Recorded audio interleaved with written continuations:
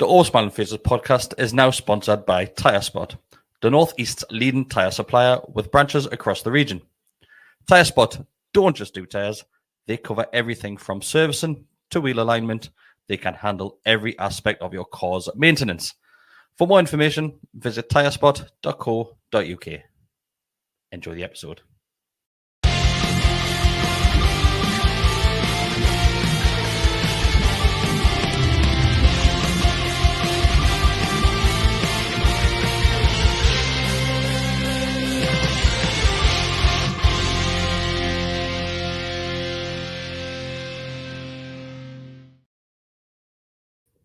Hello, welcome back to the Always Smiling Faces podcast on the GallowgateShots YouTube channel.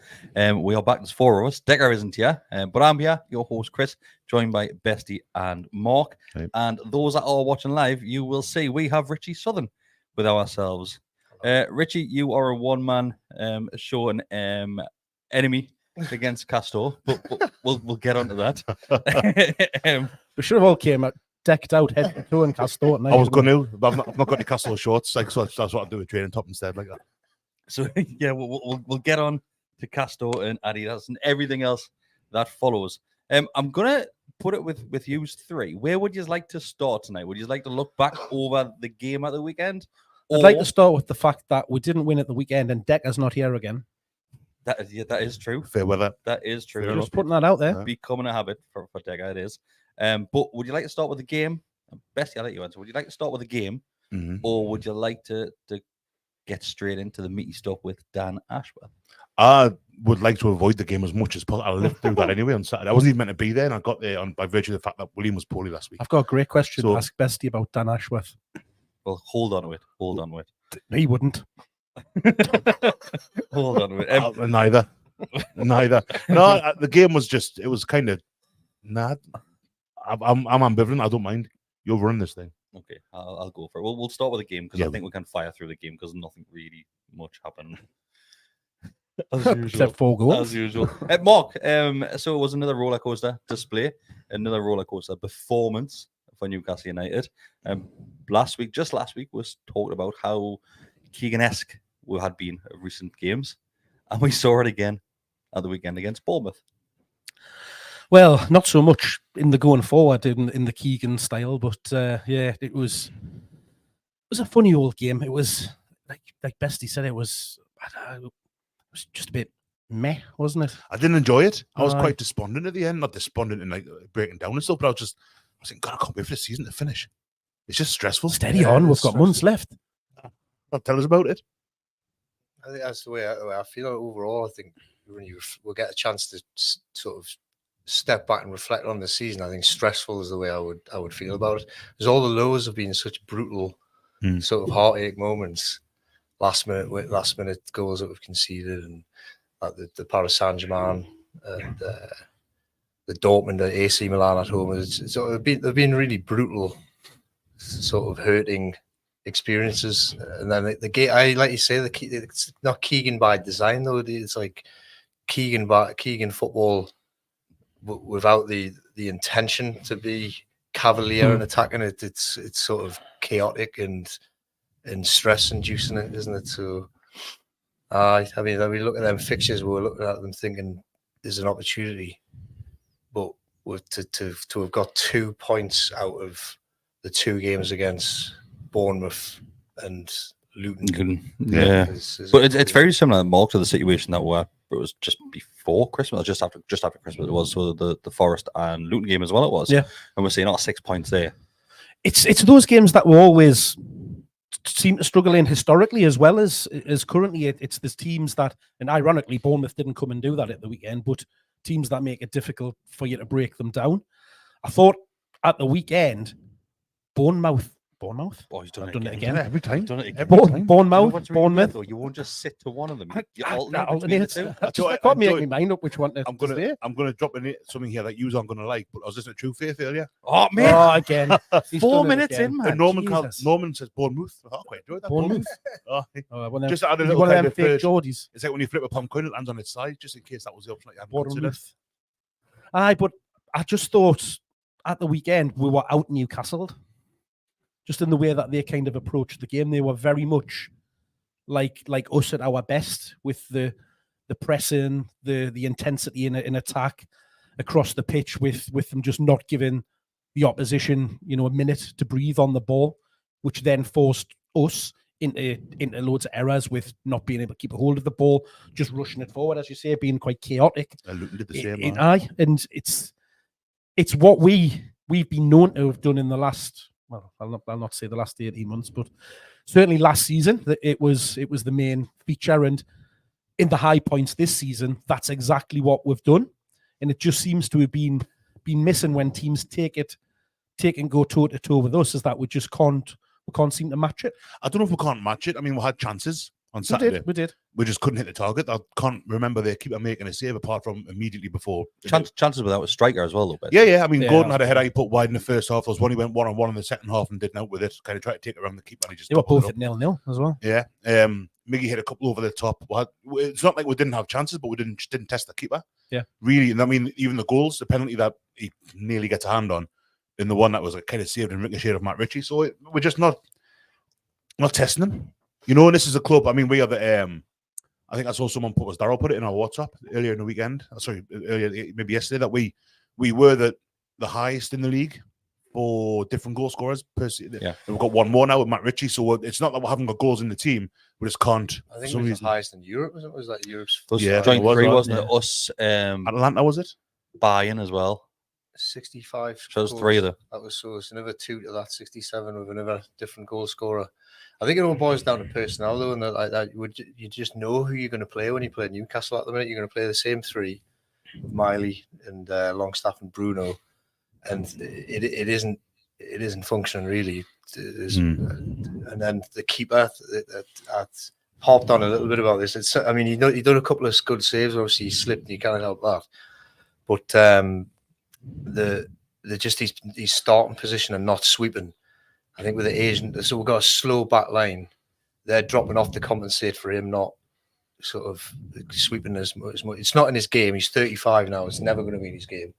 So that chasm of distance between the back line and the midfield it creates, and then the pockets that every opposition that we're playing seems to find. Like when you've got Premier League opposition and they've got the quality like De Bruyne to find it, he came on for 10 minutes and killed it. Yeah. Now, even against Sunderland, when Joe Linton went off, Pritchard found that little bit. There was a little spell in that second half where they came into it. He got a couple of shots off. Dubravka saved them, and then Ekwart, he got one off. And which was directly after Joe Linton went off. It was literally immediately afterwards. Yeah, after the goal. So we do badly miss him. So it is a personnel thing. I think if we've obviously got Willock and Isaac come back for who we got next? Arsenal again. Saturday night.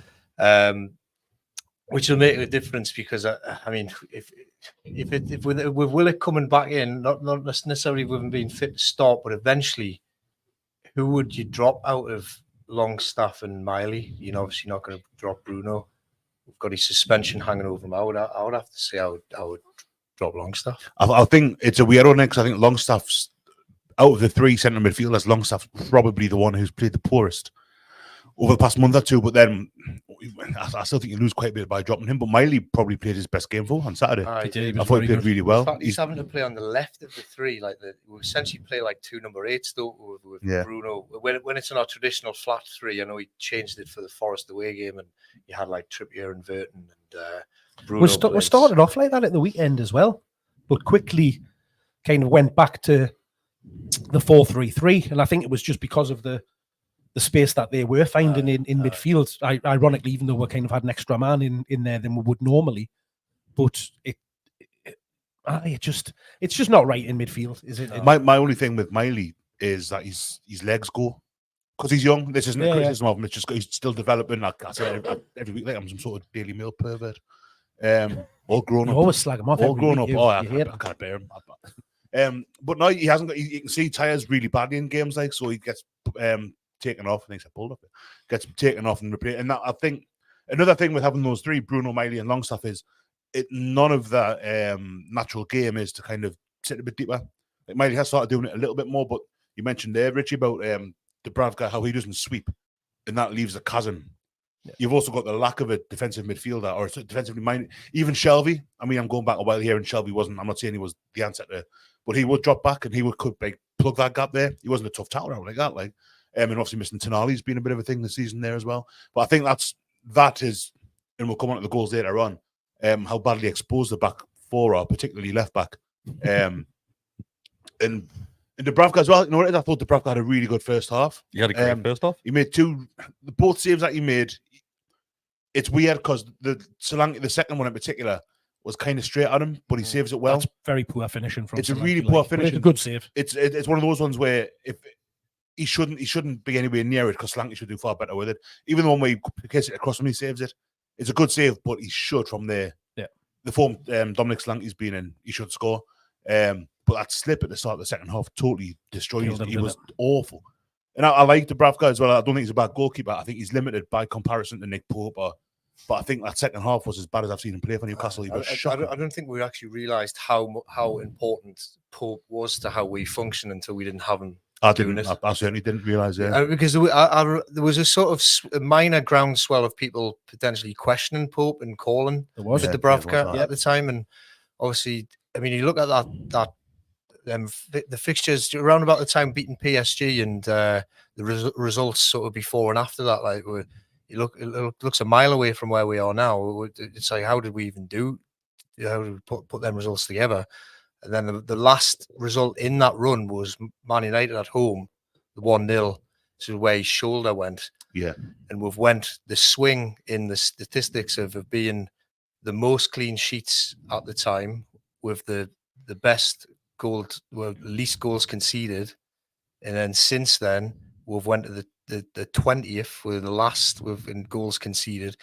Obviously, you can then talk about the protection that he's got in front of him, but there's got to be elements in what Pope isn't able to do for us, not being in the team, and what Dubravka's not capable of doing and replacing him, and that's the sweeping dynamic. And obviously losing Botman for all of this, we could just say is injuries. We've been killed one time or another. I've seen a breakdown of out of how many games Willock is like 33 of the 35 games and stuff like that, and you're like, I don't think anyone's had it that bad. And then the worrying thing is that I keep just my nature just being a pessimist, thinking of Howe's last season at Bournemouth, which sort of haunts us a little bit. That they were absolutely battered with injuries, and you think, is that the personnel that he's putting in? Is it the training at the intensity that they are, where it's not sustainable? How did we manage it last season over a prolonged period? I know we weren't playing 3 games a week, but we're not doing that now. And with the injuries are still prevalent.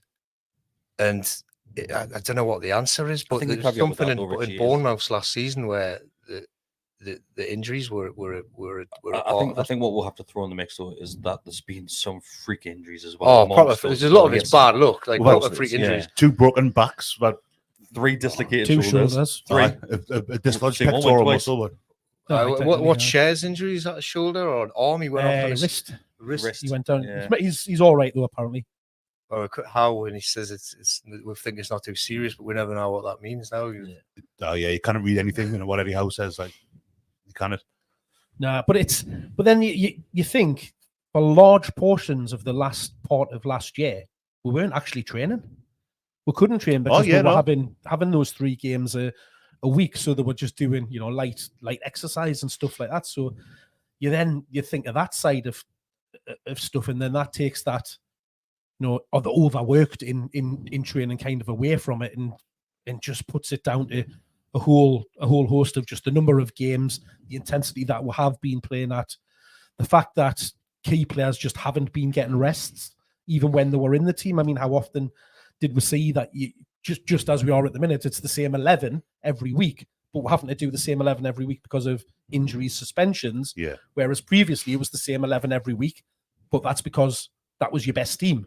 Yeah. And we played them constantly. But, so do you know what it is though? If we go back to the defense of the back 5, Besty, I get right. Like Dubravka comes in, right, and he hasn't been playing alongside these 4 in front of him. Mm-hmm.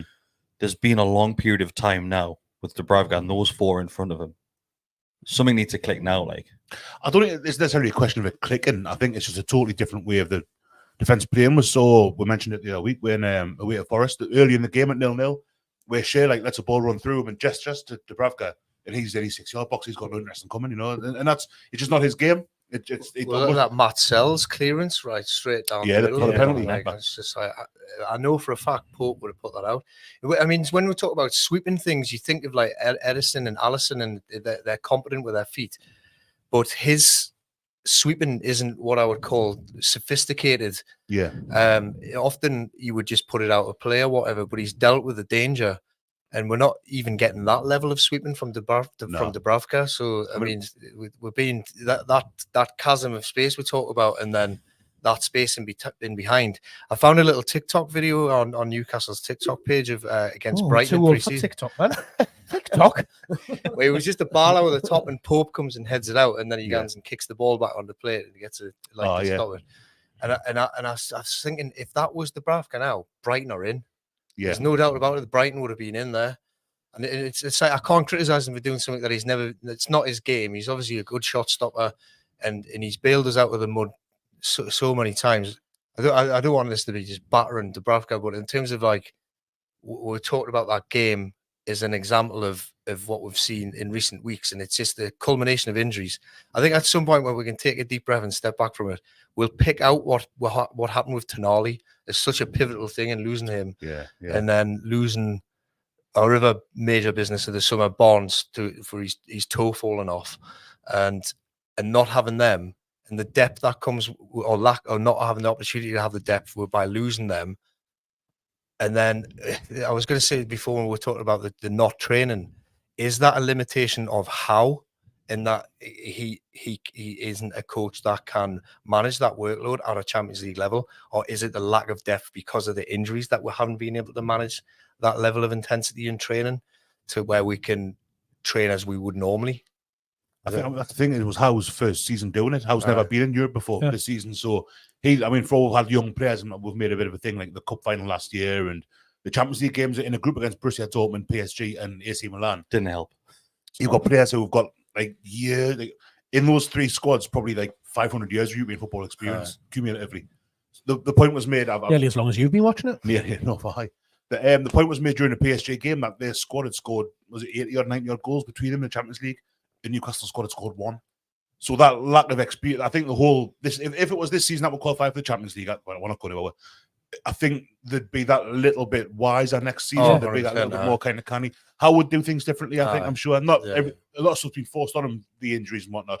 But I think he'll be looking at himself, because I think he is quite self-reflective. He would be looking at how he's gone about this season, be it training sessions or team selections or substitutions or whatever, and he'd go, right, that's what I would do different next time. And I hope he gets a chance to. I don't think there's any real talk of him going, but you can kind of, he's getting questioned a bit more now, I think, which I think has been very unfortunate. I'd still think every team gets injuries, but I think something I was reading was West Ham have had something like either a fifth or a half as many days lost to injuries we have. With that level, I think we would be with European football as well, like three game a week. And we're schedule. We're still 8th on because Brighton won yesterday, so we're 8th in the league. So we're still in the hunt. We're not far off. A couple of and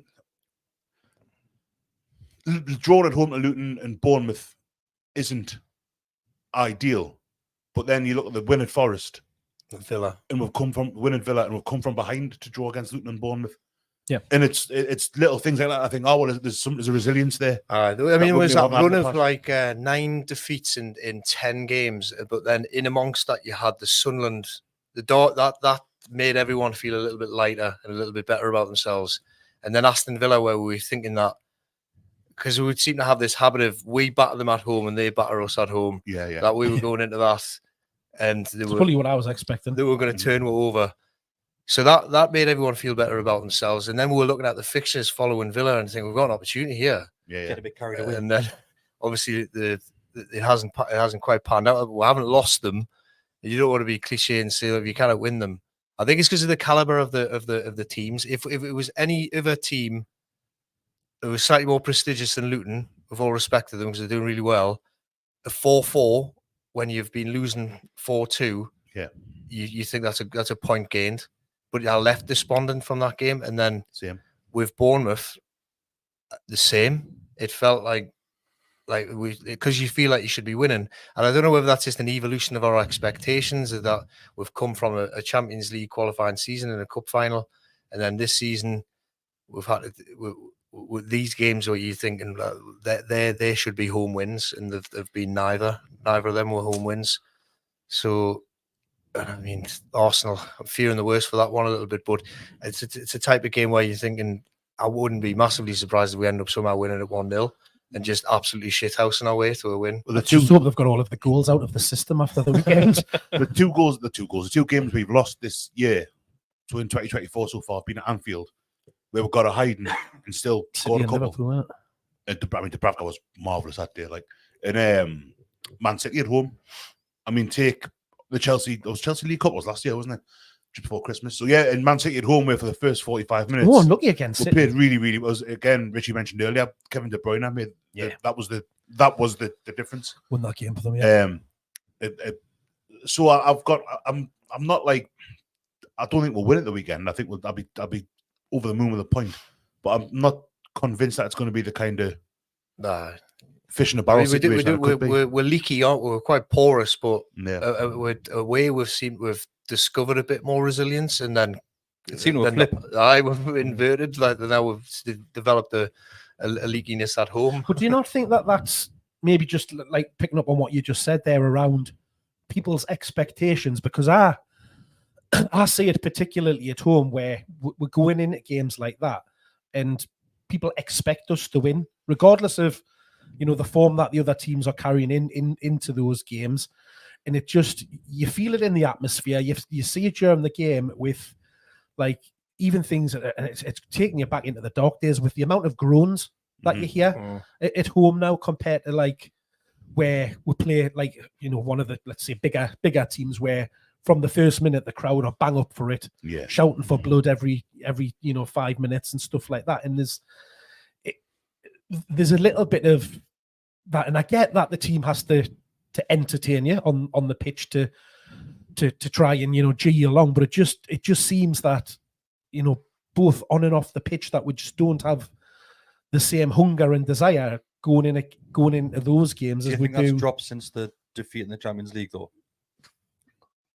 I think it was happening even before and after that. I remember the Dortmund game. The Dortmund game was blast. The PSG game was amazing. The Dortmund game, it was a miserable weather.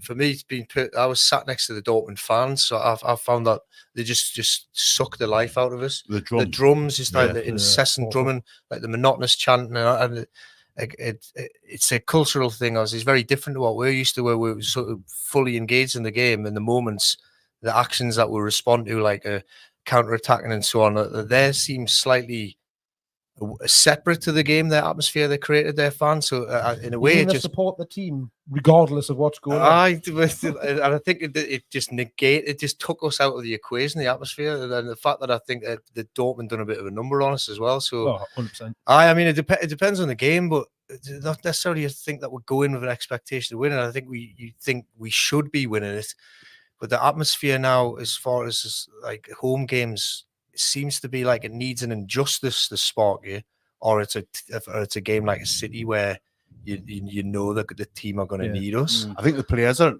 was a point at the start of the second half where Anthony Gordon kept on moving the ball back. They had a free kick. The keeper was brilliant, 2 or 3 yards from the touchline, and Gordon, the keeper, kind of threw it forward at 9-10 yards out, and Gordon picked it up and put it back. Keeper did it again, twice, 2 or 3 times. And I'm convinced that Gordon wasn't at arse, he was trying to get the crowd going, and it worked. Even Gordon was. Even after his penalty, he was giving it to the crowd. Bruno tried it a couple of times, and normally there's a response to it. There was a little bit. There was a little, because I was right at the start of the second half where he did the thing with the free kick. So there was a bit of a response to that, because there's nothing that gets a crowd going more than perceived injustice. Yeah, certainly St. James, scoring goals or whatever. If you think you've been wrong, that crowd, and we've all been going there for how many years. There's nothing that gets a crowd going like you think Liverpool at home, the amount of time. Cover Michael Owen. Well, aye. But I think that's, you see the players, they did it loads during the PSG game, like you meant.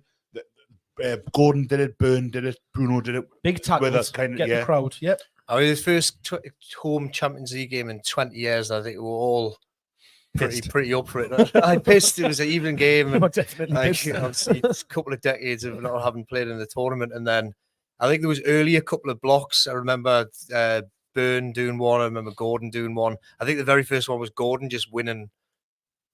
Actually, I think it was a goal kick to them. It was It was just like that got all up for the game, and I think actually just on a broader level, I think about home atmosphere seems to be across the league now. You've got like Klopp calling for better atmospheres, and Pep. Ferguson was doing it years ago, man. Roy Keane was talking about prawn sandwiches and stuff, wasn't he? I mean, as far as its correlation to how we've flipped it and whether it's anything to do with it, because we're pretty much a fortress at home, and then suddenly it's like we're looking a bit fragile. And then away from home, we've won 4.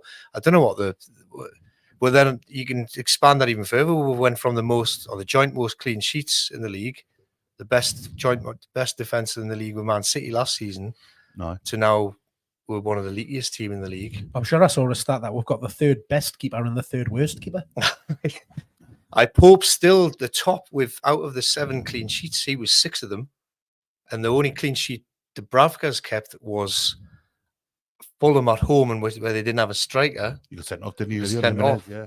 We've conceded goals. Again, it's going to sound like I'm battering them, but some of the goals we've conceded, I know Pope would save. Yeah. And a lot of them have come down to be starting position. The starting position is definitely an issue of where they're in, and they've got a higher probability of that being a goal that we can concede because it's a one-on-one with a keeper. For instance, he's gave 2 penalties away in them situations. He possibly could have given a 3rd away with the Forest one. Very similar, like looking sort of ways that he's conceded the penalty. But the second goal that Bournemouth scored, I think people will say, there's some people will say this is harsh because they'll highlight the Byrne issue, and legitimately so. But I think that was straight after Dubravka. Get him off. I don't know if it was. It's coming. He's kind of. I've only seen it the once since, and it looks like it's coming across his body a little bit, and he's kind of his momentum's going that way, and the ball's going that way. Because he's in the middle of the goal. Yeah, he's took like a step. It's like there's a lot of them. It's poor from Dubravka for me. Like no, but he lets it go. Yeah, practically through his hand. The night off, yeah. I think he actually heard it clip his hand a little bit, and you think, I mean, he stuck it well. I'll take that away from him, but I'm going to put the bait out now. The major villain in the piece for me, and you're not going to like him, Mark, it is Dan Byrne. Absolutely not. It is absolutely not. It is, mate. There's no two, and he technically does the right thing, but in the wrong. Does do the right? No, thing? He doesn't do. He does the right thing in the wrong way. I'm not saying he should go and address the man, because if he addresses the man, he skins him. But I think Dan Byrne thinks that he's further out than towards the side than he's standing. He is, because because he's had to come into the centre to cover for Botman disappearing. But the view I've got of that, Dan Byrne is at no point between the man and the goal. Dan Byrne, he shouldn't be getting that shot past Byrne. Byrne's got to, he's square on and show him to the side, like the byline. Yeah, he wants to show him up, and he gives him that one. You can see it. I'm watching where it goes in. Now, your view's not that similar from mine. He's not between the ball and the goal at any point. Just a big gap there. It's a massive gap, and he's basically inviting him to have a shot by being where he is. As I say, he's doing the right thing. He can't address him. He can't say, right, I'm going to take a ball off you, because we know that Dan Byrne's limitation, his big limitation, is his pace, or lack thereof. So he can just touch it around him there, we'll go one-on-one with Dubravka. But he just doesn't, at any point, obscure the goal.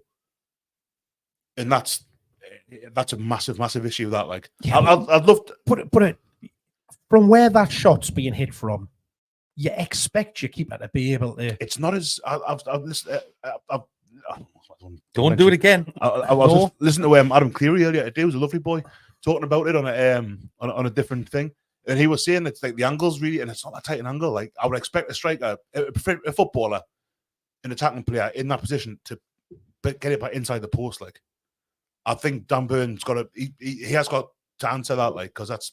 I think what we'll have to look at as well, though, is once again just the lack of pace across them. You look at Botman and Mark, me and you, in the first half. Botman couldn't even find a player. He was trying to pass out, come back, couldn't find a player. A couple of times with the ball over the top, where it was one early on where it's come over the top of Botman, and the lads just I'm not bother. Yeah. So Degav is actually. It's that Clivert save that you mentioned. That comes from him just playing the ball. Degav sent a comment in, and we'll talk about this one now, Mark, because like I said, we were having the conversation in the first half. Is Botman has been a shadow of the player he was pre-injury. Gets away with it now because Burn is the hot topic. I thought he's called Derek on YouTube. This is his real name. I know, it feels weird. It's like when Kris takes his cap off. Oh, he's bald. No way. How did that happen? But think again, it's even probably a fair comment, really. I don't want to say, but it's probably easier for people to batter Burn because it seems to be a thing that it's like the likes of Longstaff and Burn and your homegrown lads that and Miggy. And Miggy Homegrown. He's from Benton. But Mickey he's Almiron. definitely off form. I think that's fair to say. Shares probably didn't have a great game, but I think he can mask it a little bit because he's chipped in with a few goals lately, and obviously some of his play in terms of passes, like diagonals, or they stick in your mind of something really positive that he's done. Whereas if Botman's not doing that and he's having to defend and his lack of pace, and I think this honestly will come back down to the sweeping scenario again. I think that's exposed them as well. Because them scenarios are where there's a lack of sweeping, they're running into huge amounts of space to try and retrieve someone which is looking like we're going to concede. You see the worst of them in that scenario. And then you look at the thing of that goal specifically. If we've got a number 6 playing there, Botman doesn't have to go to the halfway line to try and win that ball, which means he remains in position. Burn doesn't have to come across and cover him in the centre of the park, which then doesn't leave the lad out on the left. And I get what you're saying, he doesn't get in between him and the goal, but that's because he's got to come from essentially the left centre half position to come out back to his left back position. And I agree, yeah, he has been left, he's exposed. The back four have been exposed a lot this season, which is kind of what we've been saying about the lack of a number 6. Dubravka's kind of reluctance to leave it. It's in front and behind. Yeah, it is. The defence, that there's an issue. Because the left, very isolated. The left 8, or if we play with that 3, it's been mostly Miley recently, or if it's Longstaff, and I think he's actually much better playing in that left hand side. Yeah, because that's Miley. He's had his best, probably his last 2-3 games playing in that position, and he's looked very, very good. It was great at the weekend. They tried Longstaff in one of the games, and then they swapped them at the half. Actually, I think it was halfway through the first half, and they've kept it that way since. I think it might be in Sunderland. I think it was the Sunderland game, and I mean that if anything shows in terms of the trust being placed in Miley to carry out a role because he's right-footed. Yeah. So to play left 8, that they've identified halfway through a game against the championship opposition that actually we're going to have to try Miley there and instead of Longstaff, who's got a good few years on him experience-wise, to carry out the duties that come with that, because the duty is not just about going forward. Because I don't think we've seen the best of. I mean, he's got a couple of assists in scenarios where a lad who's 17 might have got impulsive. The Isaac one springs to mind against Chelsea, and he might have shot. But in terms of the working back, and then on his side is Burn, and I think maybe he hasn't got the experience to cover Burn. There might be some scenarios that present themselves of him not being able to. I'm wondering, do you think if we were just swapping personnel, like for like, Livramento for Burn, whether we would still be getting rinsed on that side as much as what we are? I think we couldn't play the same way as we do, because on that side, Trippier's getting how many assists? 11, 12 maybe, is it? And Burn tucks in as a left side of centre half. Yeah. And so Livramento should be mentioned as well. He made some mistakes when he came on at the weekend. He gave the ball away really. It's hard coming in. Times. He always seems to come on with losing, though, doesn't he? Yeah. Like to find your rhythm. I know what you say. So Burn shovels over essentially like 3 centre halves. Yeah. Trippier almost plays like a winger, pretty much a wing back. Hence he's attacking output and chances created and assists and so on.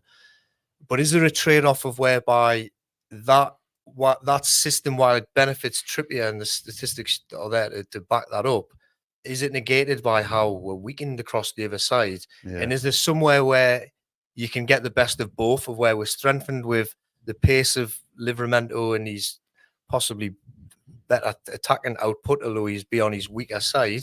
So you'd imagine he'll invert, probably playing on the same side as a left 8 who's also right-footed. Yeah. Or a left forward who's probably also going to be right-footed in Barnes or Gordon. So it's all right-footed down that side. Or whether we see he's dipped his toe into it now with the Forest thing, do we have a Livramento play while Burns clearly getting battered at the minute? I mean, he's got to play, if he plays on Saturday against Saka, and who's their right midfielder is Odegaard. That doesn't sound too enticing, does it? It sounds Doesn't sound great. Like, do you play Livramento and then maybe have with a Trippier inverting and maybe go that way about I think it? you played back five at the weekend. But we saw that, didn't we? Where, what game was it? It was Villa. End of the Villa game. yeah, that's right. End of the Villa game on, came yeah. on. Three And we centre-backs. I honestly think looked you played pretty three good centre-backs. because then it did mean, and Because they were they cutting through only with played with one up top, didn't they? I think they brought Bailey on and he was killing Yeah. that Burn on the left, wasn't he? which after an hour, fresh legs, a fast player like that, he's going to damage any I player. mean, Bailey's fast. After 5 minutes, Bailey's going to be getting that. He's really quick, good player. But that was the thing when they got the goal. Watkins scored, then had that one disallowed, and you think, "Now we need to change something here." And it worked. It was a really good change. And that's the thing, that it was people were calling for that change long before it ended up happening. And like even in between games now, where we're not like emotional about it because we've got one game a week and we can let the dust settle on it. And you're still saying ahead of playing Nottingham Forest, for instance, we're saying Alanga against Burn sounds troublesome. Mm-hmm. That kid on the right wing for Luton, who I hadn't seen much of him, but I know he'd had the highest recorded pace in the league, like 36 point something miles. And then Gordon's like 2 or 3 back from him. You're thinking that sounds troublesome, but we'll persist. And I guess we persist because of the benefit that we get from the way that we function as a team with Trippier, which we're clearly getting the benefit from. He starts back that up. But then when it comes down to the game, that fast kid from Luton does do Burn. Alanga does do Burn. And it's like, when we know what's going to happen with Saka, that's going to be where they could win the game. And especially when, like, as we've already said, like, Burn hasn't got adequate protection, as good as Miley's been. It's absence of Joe Linton as well. I think you've got to mention mention as well. Yeah, you know, there's an entire team being out all season, pretty much. That would have made it a totally different. I'd say Nick Pope as well. Pope's hopefully back next month. I think I've heard people say back into March. Yeah, I mean, well, and with a shoulder injury for a keeper, you think he's back. He's in training of some sort, diving and what you need to be, I suppose, robust. And that, I mean, we've seen with Murphy, his come out and went back in, and then it come out like after his little sprint. Didn't Murphy just didn't. I mean, I know we talked about it at the game, but Murphy just didn't look right. You could tell from as soon as he came on. He played particularly well since he came back from injury. Actually, I know I haven't really gone through the goals individually because we've already done this yesterday with the match reaction. I want to talk. You mentioned him, Mark. You mentioned Murphy. He was diabolical when he came on. He just looked.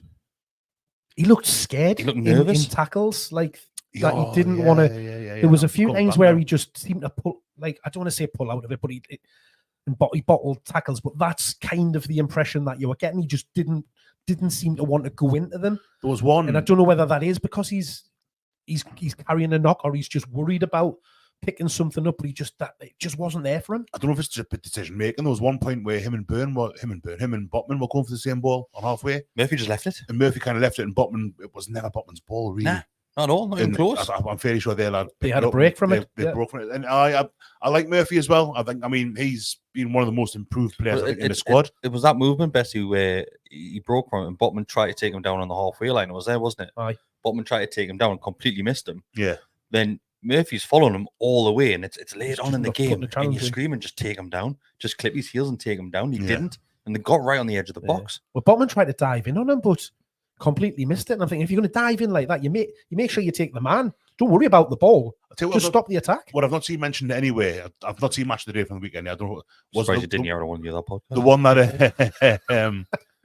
that Botman cleared up the line towards the end of the game. Dubravka's kind of, I forget if he's parried it and it's gone out with there, lad. And it's a great block. Actually, sliding. He toes out. Isn't that one where he toes out? Is that?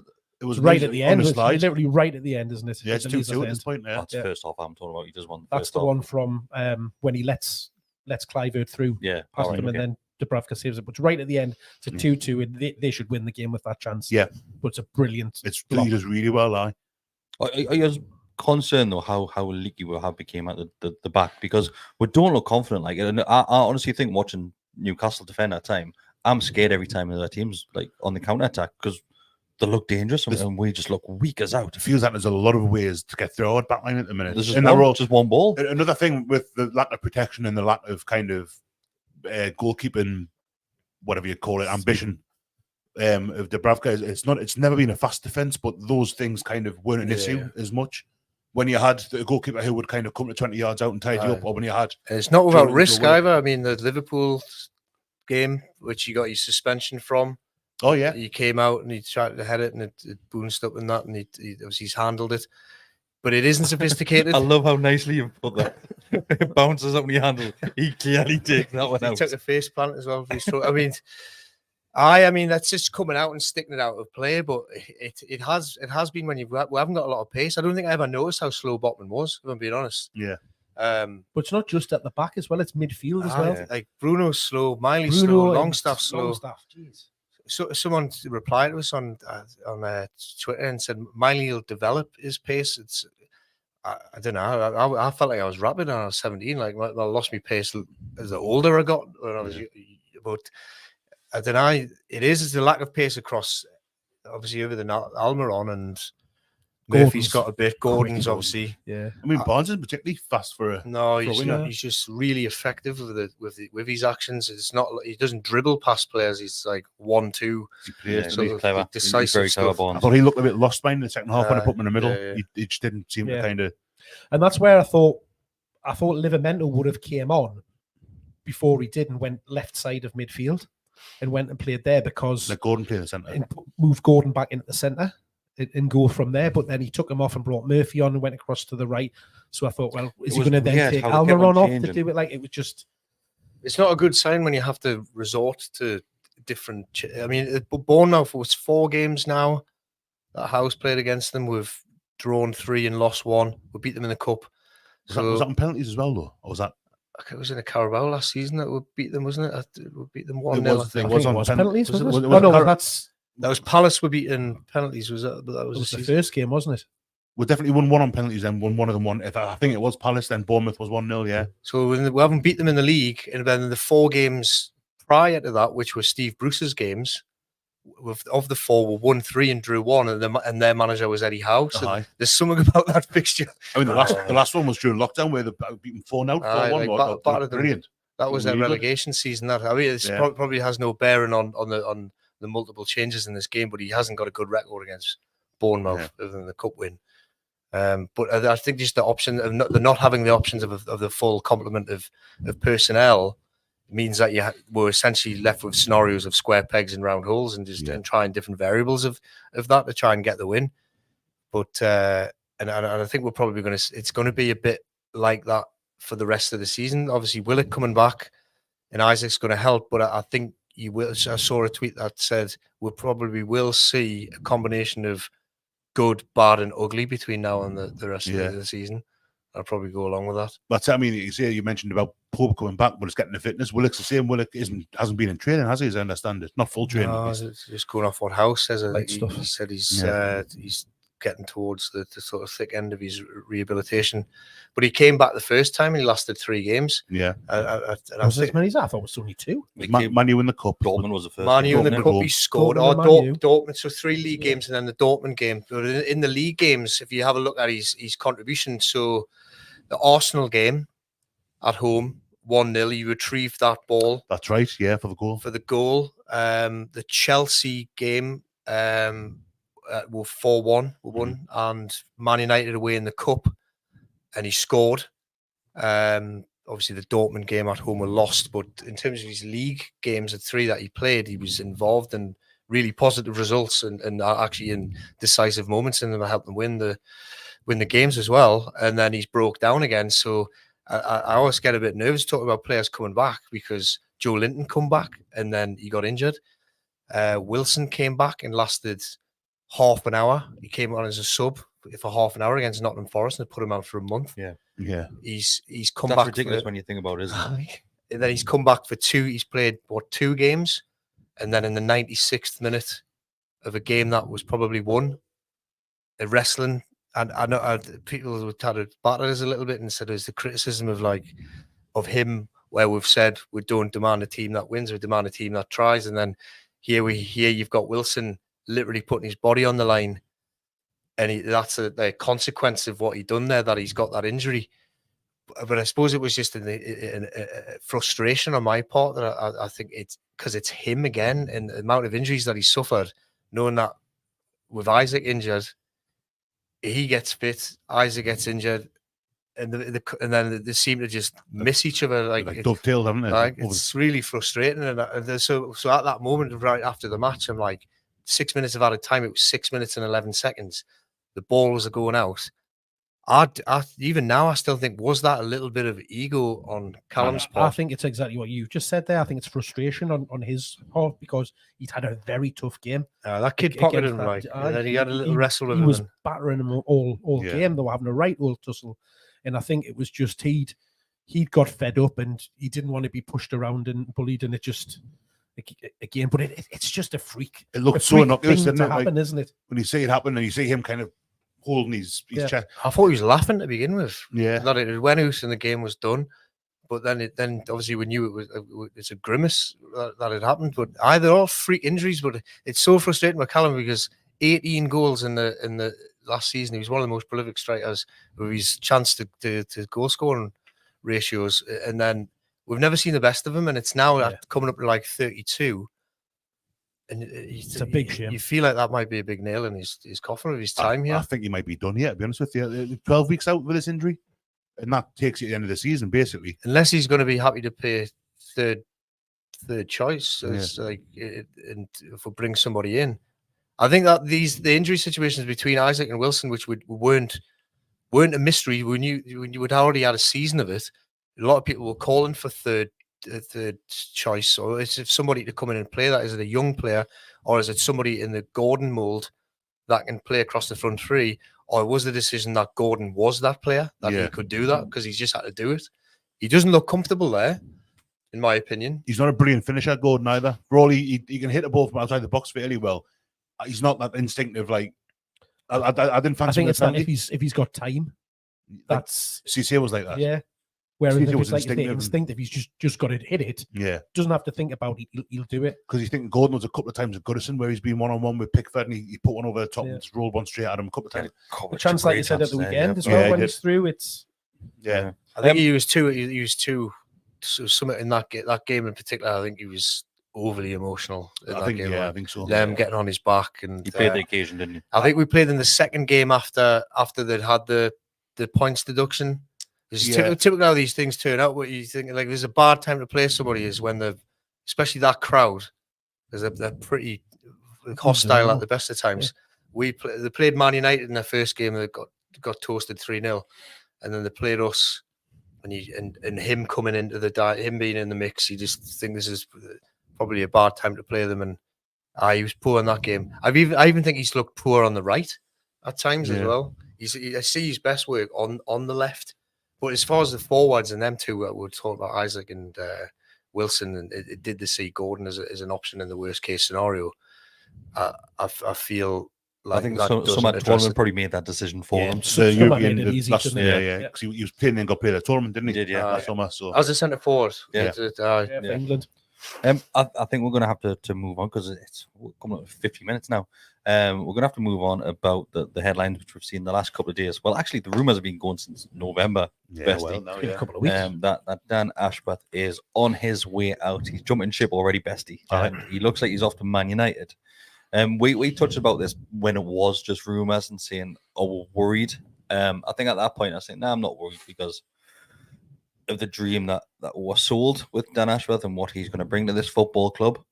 I think now listening to the things and reading things, it's a concern of the amount of information which he has about this football club and the direction that we'll want to go on. The likes of, even if you look at players' contracts, what the likes of release clauses are in and those sort of contracts and everything else from the roots of this football club to the future. Dan knows about.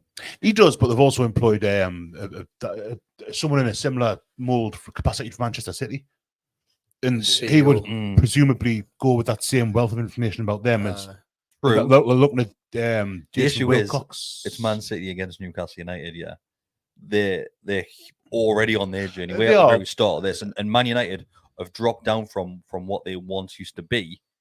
They are probably a very close competitor to us right now. Not far from where it, they yeah. The are. Man City one That's was what also worries me. younger. In terms of the short team, term, wasn't he? they are, but they're a massive I get that. I get So the draw, Man United. City and Man United, and then the CEO. I think that's more noteworthy that the CEO of Man City is went to Manchester United, whereas the sporting director of us and where we are on our trajectory, I think it's very different to Man United's, because you could say Brighton, who are probably more a closer competitor to ours, we took him, Ashworth, off Brighton, done the same garden leave. But there's covenants that get put in to protect what you can. Obviously, they're going to take him off his emails and whatnot. And I don't think there's any real secrets in terms of from the recruitment side and players. I think we're all kind of scouting in the same pool to a certain degree with the network of scouts. And I think that's where he's done his best work. Ashworth, he's put a large network of scouts, regional, national, and international. But like you say, he's privy on a boardroom level where decisions are made and influenced, and he's been a big part of that, of where we stand in relation to the profit and sustainability rules and things like that. I mean, that's really hypersensitive stuff. So that's probably going to then factor into the length of gardening leave that he has to put a bit of distance between the period in which he's left us and when he takes up his role. And if they want him out of that, they're going to have to compensate us for doing it. So if anything, I think we've got the strength. I think he didn't do his full gardening leave with Brighton, did he? I think we paid up a little bit early to Was it 6 months? Get him to start. We're talking about 2026 for him to start. Well, with end Man of- United. end of his contract, 2025, He's got a isn't it? contract Yeah. that runs out in 2 summers' time. So I don't think it'll be that. I think they'll end up finding some way forward with money, but I'm not that worried about it. I think it's worth the conversation, but people do move about. It's disappointing to lose him, and I think he detected that in Howe's voice actually, and he's for him quite a revealing presser. So that was going to be the next question, and Mark, I'll come to you. How he's like we said, he normally calls it close to his chest, and he doesn't really give much away. He wasn't happy, and you could tell by his demeanor and how open he was being with these and answering the questions. He wasn't happy about the situation. Absolutely not. I think he feels let down, as I do. I think this situation tells you so much about Dan Ashworth's character, more than anything, out of what's come, is because, yes, I know, as you said, he did it at Brighton to leave and come here. He hasn't spent a huge amount of time in other jobs that he's had, but for us to chase him the way that we did, be patient in wanting to come along, offer him a fantastic amount of money and stuff like that, because he was the man that we wanted, gave him the reins, and look, in the time that he's been here, he's done good jobs. You look at, what's happening down at the training ground. You look at what's been implemented through the youth academy and the under-23s and all of that kind of stuff. So that basis around, has he improved us in the time that he's been here? 100%. But you just still think we're very, very early in this project that you are, keen to be a key part of. You've told us how excited you are to be part of it, and that you want to build us to be a huge club, be challenging and all that kind of thing. And then just to throw it away that quickly, and to say, well, is he doing it because it's his mate there? Is he doing it because they offer him, X amount more money? I think, as I say, it's his character is very questionable. I don't know to what me it is. now. It's just about taking a job. I mean, all the stuff he says when he turned up, I'm going to take that. What do you want him to say? I'm going to be here for a little while, and then if Man U get taken over, he's not going to be honest. He's not going to. Same as anyone gets asked to do. Can't wait to get started here. I'm going to really see long. Get offered more money. They get offered some. It's not just money in football. There's a kind of prestige about being at Manchester United, being at Liverpool, for instance, Arsenal, whatever. That's just where we are. The move he made from Brighton to Newcastle, to me, is probably about the same. Maybe it's not quite as large a leap, because we were finishing beneath Brighton at the time, if memory serves. So that jump from Newcastle to Man United, where Man United are at the moment kind of near enough on a par with us. That not in a lot of regards, but in sport and kind of At the moment, they are. Well, more or less the same in the table. We were last season. We played in the League Cup final last year. So from what you visually that's said. kind of what appears at the minute. But off the pitch, there's like a stratosphere between them. About 200 billion Yeah. in So, debt. but then, like, I don't blame him. Really. I'm not that bothered. Like, it's not he's only bloke that could do that job. Like Jason Wilcox at Southampton's been mentioned quite a bit. Apparently, he's done a brilliant job down there. There's loads, and that's just what I've read today. There's loads and loads of blokes who are out there, women, not just blokes. Yeah. I keep doing that.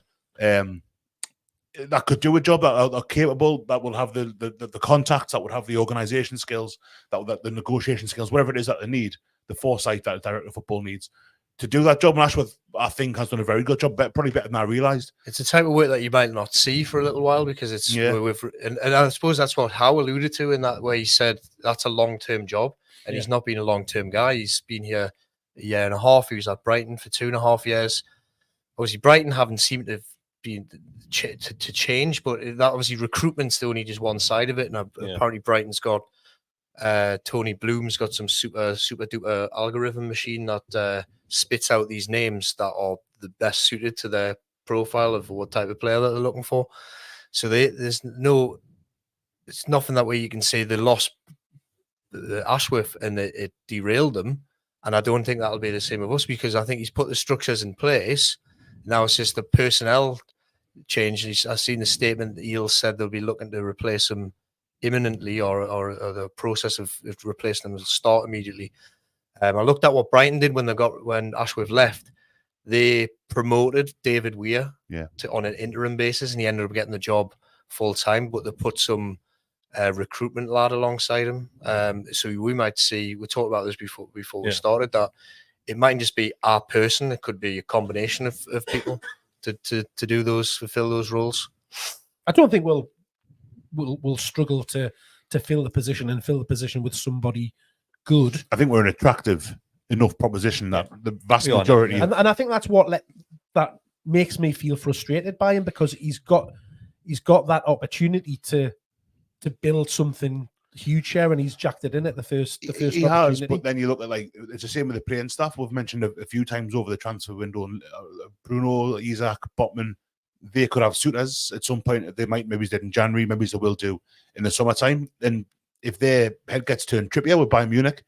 If the right money would come in for him, Trippier was sold the same thing. He could say that Ashworth was about. This could be your thing, long term, but not that long term because he's his age.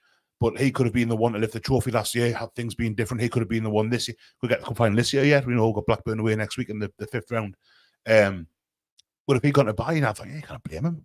He's going there to basically Champions League football straight away. And I think that argument applies for Ashworth as well. Man United they're a clip, but like say they've got the Man City CEO, they've got Dan Ashworth. Well, they haven't got him, but they are going to be getting him. Yeah.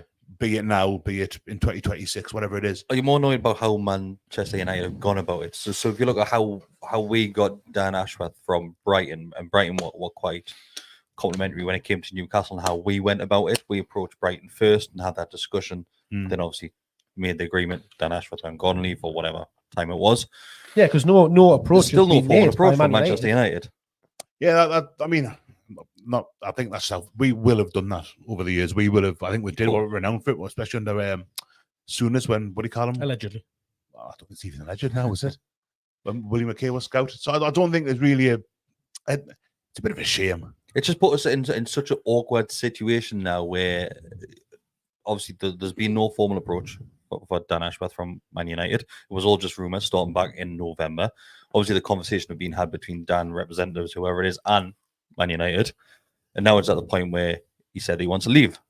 So we've had to put him on garden leave without even being approached from Manchester United. Does that work? Could I do that at work? If I say if you are privy to that information, that's why he's being put on garden leave. They'll just stop all sort of contact. There's even rumours, but because there's still things arranged on Friday and Saturday for Dan Ashworth. Well, apparently the meeting still went ahead. Yeah, so there was a meeting with him and his scouts on Friday, and you would have thought at that point, somebody at the club, someone in the hierarchy should be going, get him out the door now and put him on garden leave straight away.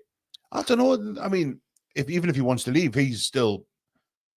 If he just downs tools, if he starts giving our coaching staff bum steers just to give Man U, that's not going to reflect well for his future employers. What happens if he's at Man U for 2 years in Real Madrid say, "Oh," and look at him. But then I think it's back to what Richie was saying with the different things he's seen in boardroom, not just that sort of thing, like the scouting network, everything else that he has at his disposal.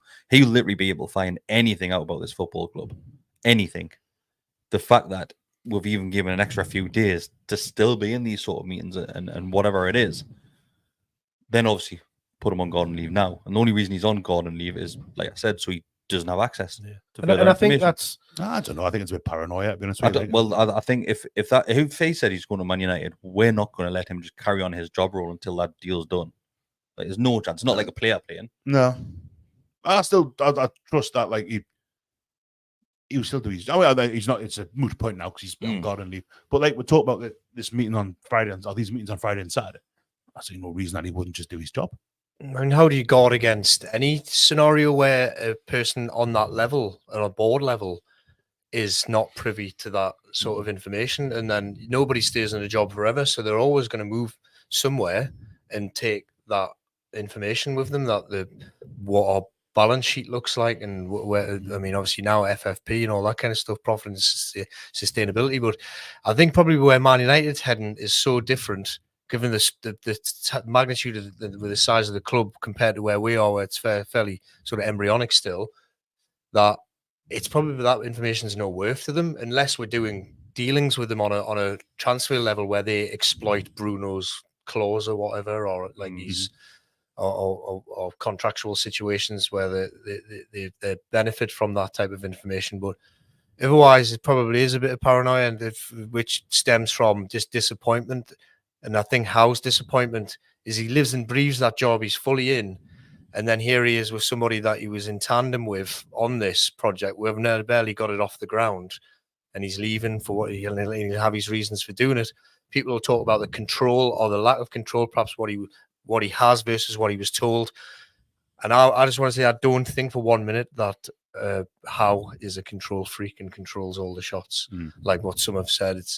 Is it Bournemouth? Tyndall's job. No, Mad Dog's job. I mean, that's always his he wants to employ all his Bournemouth mates. We'll probably get Richard Hughes from Bournemouth, who's the technical director there, and he's employed his nephew. And the reason why Ashworth's leaving is because Howe's just busting his chops all the time, and I just don't believe that. Now we might get Richard Hughes, and the Bournemouth thing, people are spooked by it, but he seems like a credible guy that Liverpool are after as well. So there must be something about his credentials that is an attractive proposition. People have mentioned Giles. Is it David Giles at Brentford? Yeah, Newcastle Geordie, fan. yeah. I tweeted today that out of interest, I just searched David Giles on Twitter, and the Brentford fans were battering him. And for the normal stuff that you see all fan bases, lack of transfer, like you didn't sign this player, like what we were doing in January, like everyone just it's just the nature of like fan bases on social media and of just having needing somebody to blame, and in their case it's him.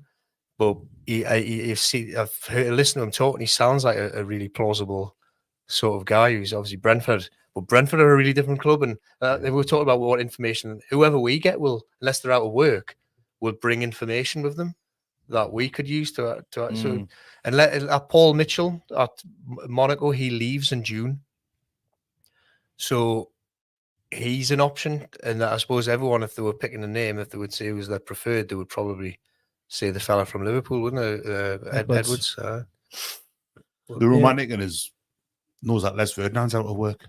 Oh, I'm not in that. No. Obviously, it's not going to happen. I love the bloke. You might as well give it a shoulder. Well, Mike actually would have. He was still around. That might not be that far from the mark now. Sorry, go on. I just hope that we do stick to our guns on this one, and just that it's probably inevitable that he goes. So he's already gone in my view. I think when he's on garden leave, that's it. Kind of it's happened, hasn't it? I don't know you, Mark, though, how it wasn't so long ago we were getting quoted 60 million for a loan fee for Jesse Lingard from Man United. It's the entitlement of the Man United fans. They're absolutely ridiculous. It's such a small club mentality what Newcastle are doing. it's the opposite of a small club mentality. We don't want to just let him go for the sake of it. So we'll have you over a barrel. If you want him, you've got to pay for it. I was listening to Gary Neville. He was on True Faith earlier. And he, Good luck. and he was on. Of course he wasn't. He's on it. Just a snippet thing I saw on Instagram from the overlap or whatever it is he does, and he was saying like, just pay the money. Like if Man United paid 20 million for him, it might stop them spending 100 million on bad. It's in their 100 million pounds of bad money in the summer. Yeah. So it is in their interest now. You're right, Mark. It's Newcastle kind of say, well, he's ours and he has what he's worth to it. Yeah. And if we've got the money, we can just write it off his salary. Just you can sit in the. I think we paid 5 million for him, and he's got X amount of time left on his contract, so that's got to be worth. I mean, it seems. I think one of the frustrating things is just the magnitude of coverage that this has had for a sporting director. It's unusual, It's isn't like really strange. And I get annoyed at some of the shite that I read, like of fans of like talk a small club mentality and stuff like that, and like, oh, we'll take who we want, and Jim, no one stands in his way. Like, who are Newcastle? They're like, I don't know, it's just rubbish, just of people just tweeting absolute nonsense. But like the fact that it's a sporting director swapping one job for another is like such fodder for people to point score over people and say your club's a tiny one because we're taking you. Yeah. But he's just a guy in a role and doing a job, moving to another club will replace him. And like, it's just the frustration comes from where like everything seemed to be aligned with who we had and we waited a while for that fella. Yeah. He was the one that we wanted.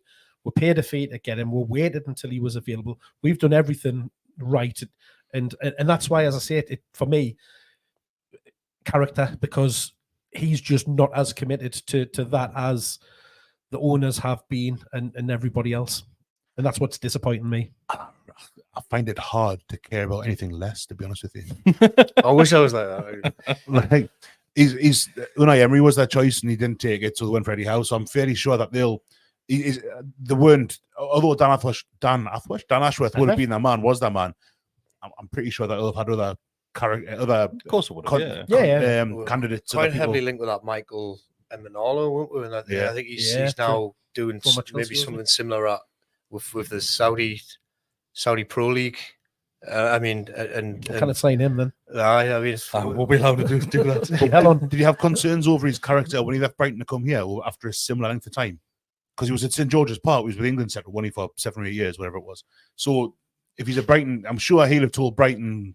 And it's weird because this, what Richie said earlier, this kind of wouldn't really have been news 5 years ago, 10 years ago, maybe. A bloke in a suit moving from Brighton and Newcastle to Man U.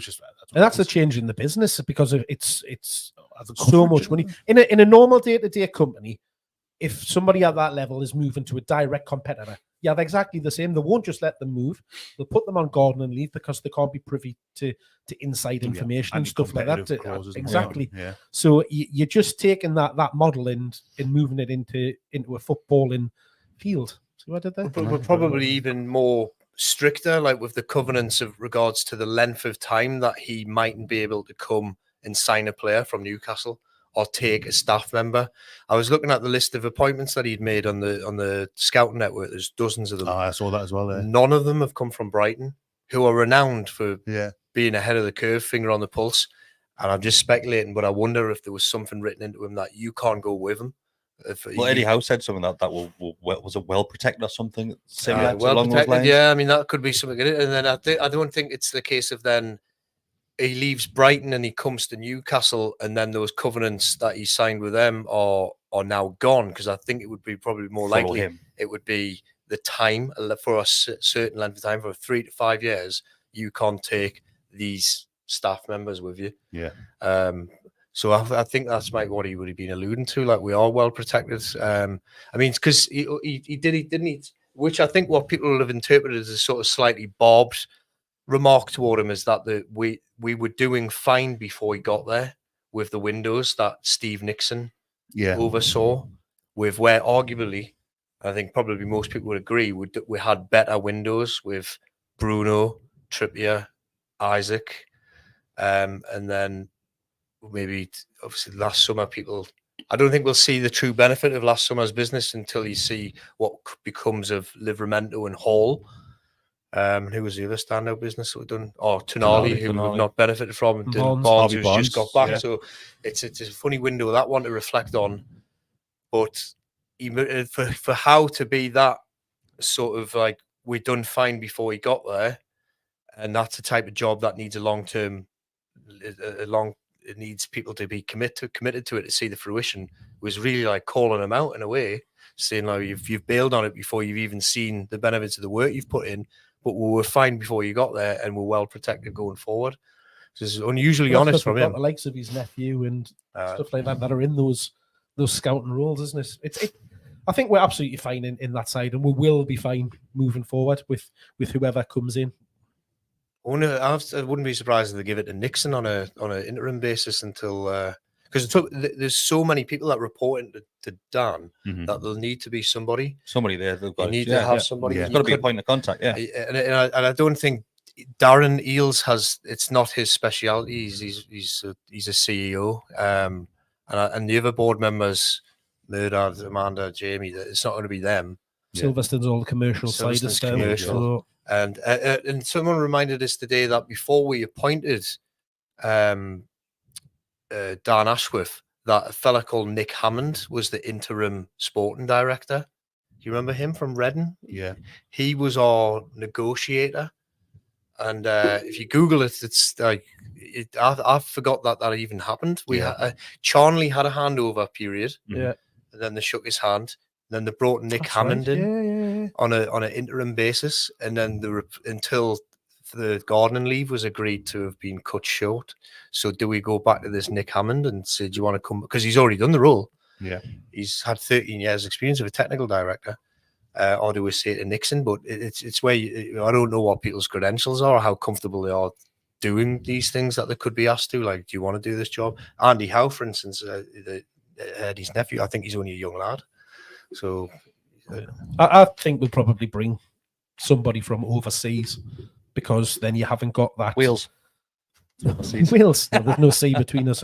Ryan Reynolds in. Because you then haven't got that direct competitor in the moving from one Premier League club to another, or somebody that is out of work, which does make your pot a bit smaller. But you get around that whole issue of, potentially passing information from one club to the next. Yeah, I would guess that they've been looking for a while now. Yes, since November. For all, Ashworth's only just said in the last few days, actually, I wouldn't mind going. Depends what he's been saying behind the scenes, though, doesn't it? No, because it's no smoke without fire, and it's been around for a while like that. Yeah. They'll have they might not have someone lined up as per se, but they'll have the. We would have been having conversations as well, 100%. Absolutely. This fella's this only got like ratified or whatever word they use these days for is something officially happening. This Sir Jim or whatever he's called, like within the last couple of weeks or so. Yeah. And then this has happened, but that process of him being interested in it looking like it was going to happen was probably around November. Yeah. So like from him, it's never went away as long as this Jim's been around because of his mate Brailsford, is it? Yeah. Who's mates with Dan. The Brailsford from the cycling, David Brailsford.